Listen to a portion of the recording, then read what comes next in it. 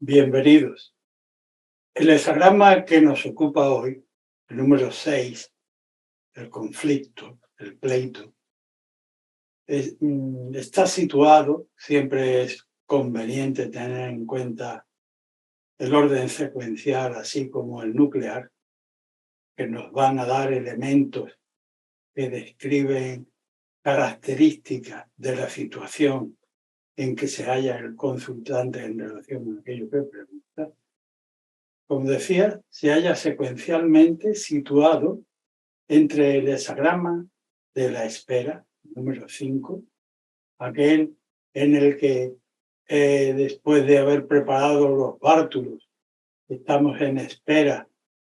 de una decisión que nos ubique dentro del contexto de la colectividad de manera justamente sustantiva, y el del ejército, que es el número 7, cuya estructura nos alberga como individuos de la colectividad, que en caso de paz estamos anonimados entre la multitud, pero que en caso de crisis nos moviliza, supuestamente con la debida sabiduría, respecto de necesidad de carácter objetivo y de manera estratégica y disciplinada para el cumplimiento que se nos ordene. En medio de esta secuencia, el conflicto, representado por dos trigramas cuyas características tienen tendencias naturales opuestas, que son indiscutibles. El cielo arriba tiende hacia arriba de manera absolutamente natural, y el agua hacia abajo tiende hacia abajo también de manera natural, de manera que no es de presuponer ninguna capacidad de astucia torticera ni de elementos truculentos por medio de los cuales se proponga uno ganar la partida al contrincante de manera absolutamente parcial y egoísta. Es un conflicto de intereses que se da de manera natural. Este hexagrama tiene como nuclear a la estructura del hexagrama número 37, que representa una estructura de orden tradicional que diferencia al mundo del caos del mundo de la civilización por medio de los principios que consciente o inconscientemente conllevamos dentro, y que desde luego la estructura del conflicto lleva en sí mismo dentro. Estos valores de principio son: el primero, como no puede ser de otra manera, el amor universal. El segundo es la jerarquía natural, está integrada por los padres, el hermano mayor, el hermano menor, el más pequeño, una estructura que no se da a conflicto de peculiaridades y de discusión, sino que una estructura que se acepta de manera natural, que luego pasa a la colectividad de tal manera, lo mismo que el principio del amor. El respeto entre los elementos constituyentes de toda la estructura, padre, madre, es decir, de género y de individuos, entre los hermanos, cada uno tiene unas características individuales y por tanto respetables. La lealtad, que está representada por la relación que se da de manera espontánea entre hermanos de un mismo clan, y el basar las palabras en la verdad, como indican los trigramas componentes. Abajo en la estructura del clan está el fuego, el lar ancestral, en torno al cual se reúnen toda la familia, y encima el viento, las palabras que surgen de ese calor, las leyendas, las tradiciones, el entretenimiento. Yendo concretamente a la significación de basar las palabras en la verdad, aquello que quemamos en el interior es el olor que esparcemos en el exterior. Como yo suelo decir de una manera quizás excesivamente gráfica, si lo que quemo es incienso, huele a incienso, mis palabras se proyectarán como incienso entre aquellos que la oyen, y si lo que quemo es caucho, es goma quemada, el olor nauseabundo, el olor acre, se extenderá de la misma manera que si mis palabras lo que queman es rencor o cualquier otra sustancia nociva para la convivencia de seres humanos de manera adecuada. Como digo, este es el orden de la estructura y este es el hexagrama nuclear. Cuando analizamos la estructura del hexagrama en sí mismo, es decir, las tendencias naturales de cielo hacia arriba y del agua hacia abajo de manera perfectamente natural, podemos trasladarnos al contexto expresivo de las sentencias del rey Wen en principio, puesto que estamos hablando del hexagrama. El rey Wen dice que ante una situación de este tipo de desencuentro, conjugarnos frente a un pleito en que las tendencias divergen de manera opuesta, no debemos emprender nada, no es propicio cruzar las aguas, es propicio perseverar en la virtud, es propicio dejar el conflicto a mitad de camino, es propicio ver al gran hombre, alguien que esté dotado. Yo para esto suelo poner un ejemplo, un poco de características gruesas, quizás bien, no me... Si ponemos un comedero de alimento canino y soltamos allí a una jauría de Doberman y de caniche o de Yorkshire Terrier a competir ambos legítimamente según su apetencia y necesidad corporal y vital, el conflicto se va a generar de manera natural. Cada parte, sin embargo, acude con sus propias apetencias y para saciar su propia necesidad, pero en ausencia de una autoridad de carácter superior que sepa discernir lo que le corresponde a cada uno y proporcione las proporcionalidades necesarias para cada una de las razas en competencia, pues tendríamos un conflicto que acabaría de muy mala manera, de manera que no es propicio atravesar las grandes aguas. Es propicio la perseverancia en la rectitud. Sería adecuado dejar el conflicto a mitad de camino y sería muchísimo más adecuado aún buscar a una autoridad de sabiduría, dotada de sabiduría y de la autoridad suficiente como para dictaminar con un criterio de justicia que sea acepto por las partes. El rey Wen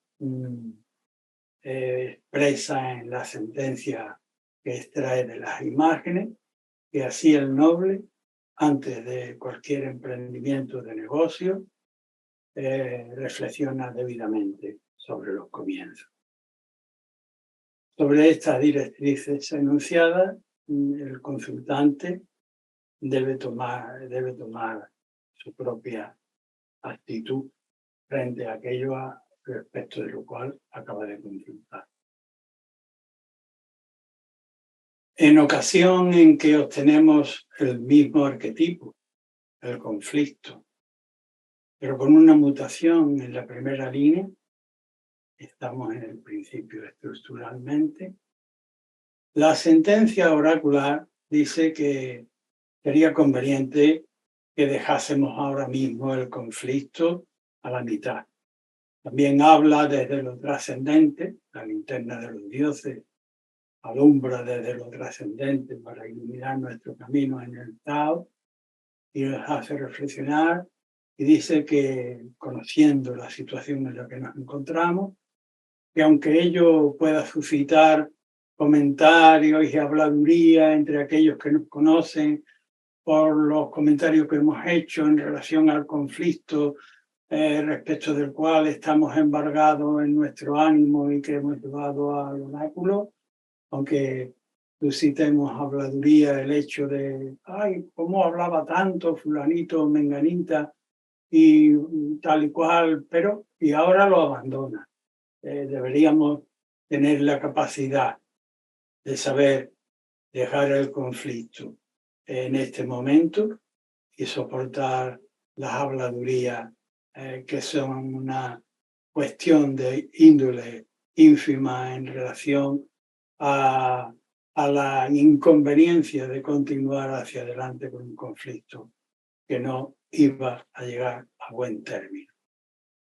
Cuando muta esta primera línea, el hexagrama que se produce es el porte. El porte es el hexagrama número 10 y lo que refleja es la manera adecuada en que el ser humano oculta el medio para poner su huella, de manera que la enormidad, la enorme energía del mundo,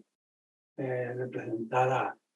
literariamente en el ámbito de los hexagramas por un tigre, nos permita caminar por medio de la serenidad, la perspectiva, la capacidad de visión y la capacidad de reflexión en relación a aquella situación que tenemos delante, poder colocar nuestro paso de manera adecuada, sin tacha, para nuestro acervo en el Tao, el porte adecuado para ir en el mundo, lo que exige las circunstancias del momento actual, no meternos en el conflicto. Soportar aquellas habladurías a las que ya hayamos dado Pablo y adecuarnos al porte, a la manera adecuada de transitar por nuestro Tao, por nuestro destino, ahora en la Tierra y en el universo. Cuando la mutación se produce en la segunda línea, la enormidad del problema o del contrincante es tan grande que el texto tradicional nos advierte que si dejamos, que no podemos, en principio que no podemos, no debiéramos intentar entrar en conflicto, en pleito con aquella enormidad que tenemos delante como contrincante. Pero no solo eso, tiene una trascendencia importante que nos revela la linterna de los dioses, gracias al don del oráculo como capacidad previsora de autoconducción. Dice, no solo te salvarías tú dejando el conflicto aquí, sino que serías recibido con alegría. Los tuyos no sufrirían desmedro, es decir, tus capacidades ya fueran del orden o tu ámbito del que parte, de orden, en el orden que sea, el orden espiritual, el orden político, orden material, orden económico, financiero, físico, se alegraría enormemente, no sufriría las pérdidas a las que los expondría si siguieras con el conflicto adelante. En esa segunda línea, el hexagrama que se produce como complementario es el número 12, la desconexión. La desconexión tiene unas características muy importantes que no vamos a tratar de exponer exhaustivamente aquí, pero vamos a tratar de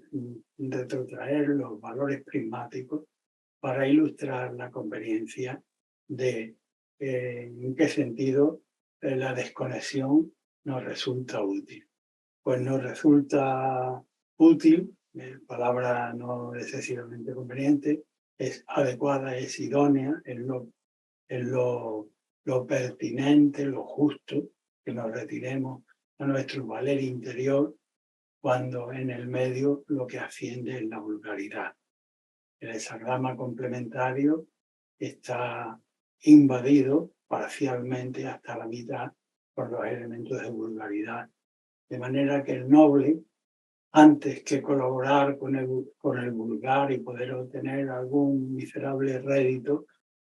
prefiere padecer ciertas carencias y se refugia en su propio valer interior. Esta es una respuesta, creo que pertinente, para la segunda línea de mutación. Cuando en otra ocasión consultamos y la mutación se produce en la tercera línea del mismo arquetipo, el conflicto, hay una brevísima alusión a la capacidad mnemotécnica del consultante. Estamos en la estructura multitensionada. En la tercera línea, el texto alude a que nos dejamos llevar por un arrebato. Y el texto, en su simplificación de la escuela del maestro Confucio, habla de que lo que a uno verdaderamente le corresponde, porque se lo ha ganado a pulso, permítame la expresión coloquial, nunca se va a perder. El hecho de que circunstancialmente nuestra psiqui, por el contacto cultural, algo corrompido, se sienta arrebatado visceralmente y requiera para su ego una mayor reconocimiento y por tanto propenda a entrar en conflicto. El texto tradicional dice que nutrirse de la antigua virtud y limitarse a cumplir debidamente aquello en lo que ya estamos comprometidos. Y cuando muta esta tercera línea del conflicto, el hexagrama que se produce como complementario es el 44, el encuentro súbito con una debilidad de carácter autocomplaciente a la que le hemos dado poca relevancia, hemos olvidado los principios que debiéramos ahora, a la vista del complementario, recordar, oye, que estás comprometido internamente respecto del principio, de manera que ese arrebato, abandona tu arrebato y cumple debidamente con lo que ya tienes encomendado, que lo que realmente te corresponde por la naturaleza de tu trabajo, de tu labor desarrollada, no se va a perder de ninguna manera, aunque ahora mismo te parezca a ti que tus valores están siendo ignorados. En otra ocasión, volvemos a consultar el oráculo y obtenemos una mutación, en este caso, en la cuarta línea ya del trigrama superior, pero tiene una característica muy especial y me gusta el subrayado por el medio un poco deteriorado en el que se vive, la exaltación de valores éticos y morales son muy bienvenidos. Esta cuarta línea podría, por fuerza, por energía, por astucia, por medios a su alcance, ganar al contrincante que es más débil en relación al logro que él. Pero, aquí está el pero, y no es pajuela, no hay ningún principio ético ni moral que lo ampare. Es como pegar a un niño o a alguien, a alguien más débil, ganarle la partida a alguien que se encuentra en precariedad y del que uno se podría aprovechar. No hay eticidad, no hay recuerdo moral en el medio, no hay legalidad que te ampare, de manera que no entres en el conflicto. El complementario, que es hermosísimo, el hexagrama número 59, representa un prototipo ancestral como de la naturaleza, con el viento preprimaveral soplando sobre los picos en que el agua fructífera, vivificadora de llanos y praderas se ha enclaustrado en hielo, y esto en el ámbito de lo humano es la representación de el enclaustramiento en el propio ego. El viento arriba, soplando, el viento sobre el peligro en el interior, disuelve el propio egoísmo y jugando con la capacidad poliédrica de los prismas con que están constituidos los ideogramas, el viento sopla sobre la madera, viento sobre madera, madera sobre agua, agua abarcando mayores campos en función de la disolución del propio egoísmo. También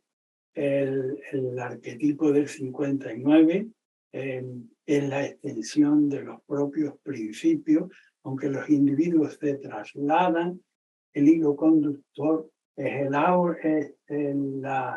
esa radical áurea que los une a la divinidad. De manera que, gritando la grosura del propio peligro interior, vaciamos de contenido, de grosor, nuestro ser y abarcamos campos más amplios de humanidad. Es decir, disuelve tu propio egoísmo, desiste de querer ganar de manera vil y compórtate con dignidad y haz honra al ser humano y divino que eres, sí o sí. Esta sería una respuesta para la cuarta línea de mutación. Cuando llegamos a la quinta línea, el conflicto,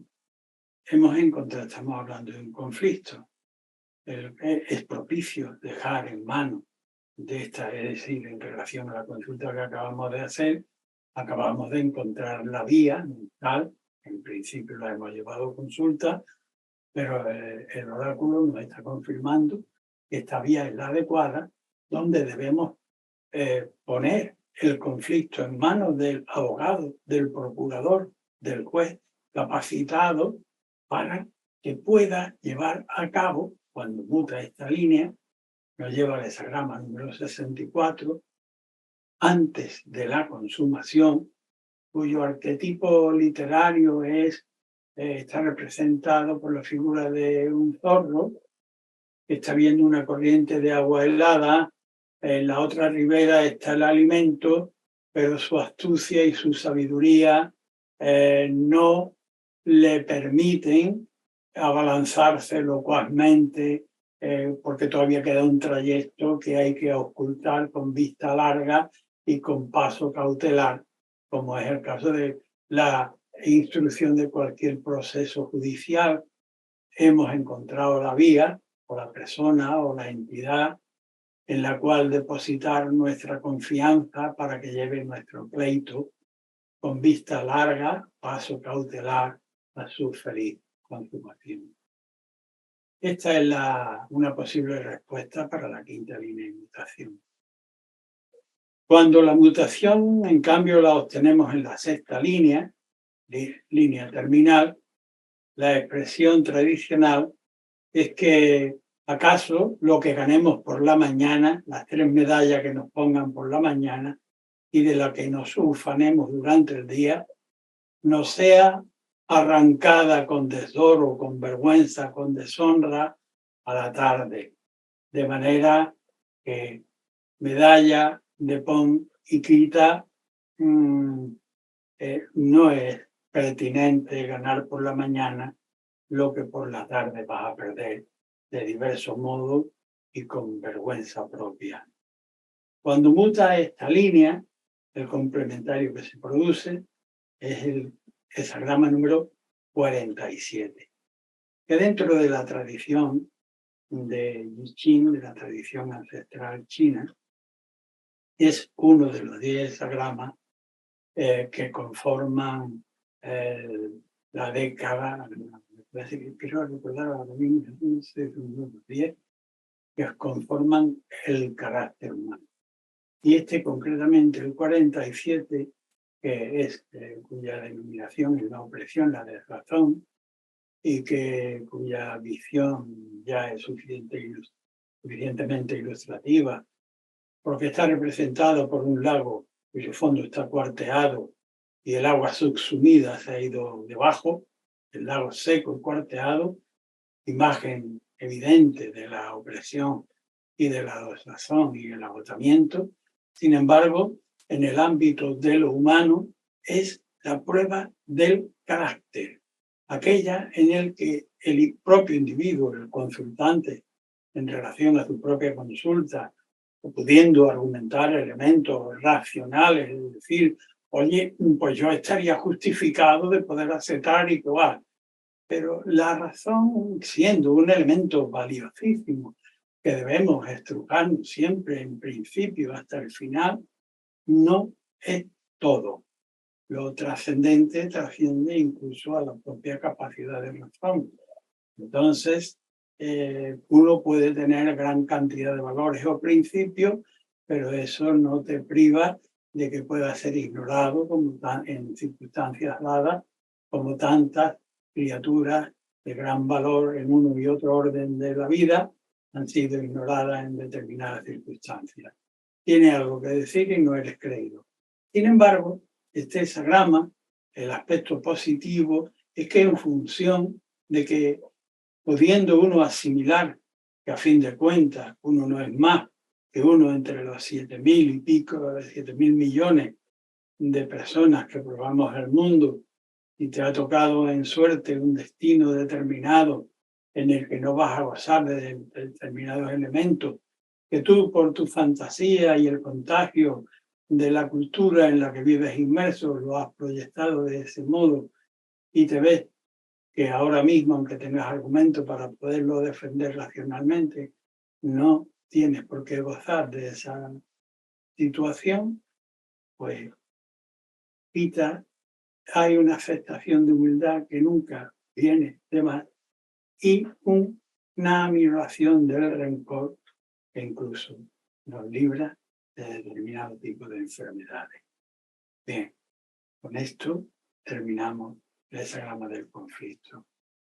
Gracias por vuestra atención.